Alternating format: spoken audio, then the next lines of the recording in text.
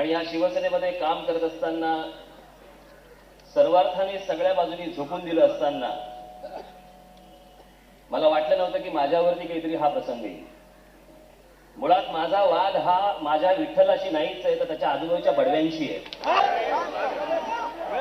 तरीही मी आजपर्यंत या बडव्यांच्या मधनं माझ्या विठ्ठलाचं आजपर्यंत दर्शन घेत आलो। पण मी जे मानतो ते माझं मंदिर हे माझ्या विठ्ठलाचं आहे, ते बडव्यांचं नाही। बडवे स्वतःला समजायला लागले की त्यांचं मंदिर आहे।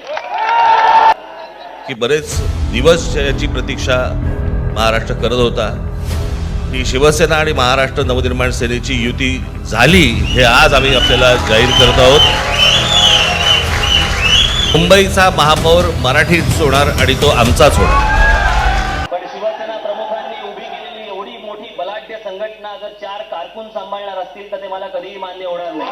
आणि या 4-6 कारकुनांच्या जीवावरती मी महाराष्ट्रात यांचा जाऊन प्रचार करायला तयार नाही। ज्या लोकांना दीड दमडीचं राजकारण कळत नाही त्या लोकांसाठी म्हणून मी आज या क्षणाला शिवसेनेच्या नेतेपदाचा राजीनामा इथे देत आहे। एवढी मोठी संघटना, शिवसेना सारखी एवढी मोठी संघटना जे संपवण्याचा प्रयत्न करतायत त्यांच्या पापाचा भागीदार वाटेकरी मी होऊ इच्छित नाही। पण या असल्या वातावरणामध्ये मी काम करू शकत नाही। कारण हेच कार्यकारी अध्यक्षपद उद्धवना द्यावं याची शिफारस मी केली होती। बहुधा तेव्हाच मी माझ्या पायावरती धोंडा पाडून घेतला असं मला वाटलं।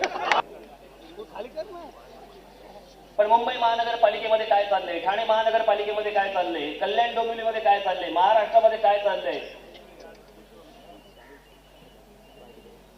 या सर्व गोष्टींचे निर्णय 4 कारकुनांनी घ्यायचे।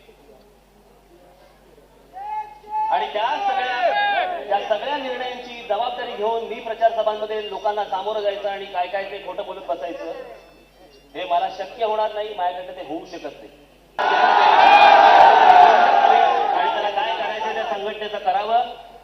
परंतु ह्या 4 मंडळींचं, या कंपूचं जे काही आहे त्यांच्या पापात शिवसेना बुडवण्यात मी वाटेकरी होऊ इच्छित नाही। एवढंच मला आपल्या समोर आज इथे सांगायचं होतं। जय हिंद।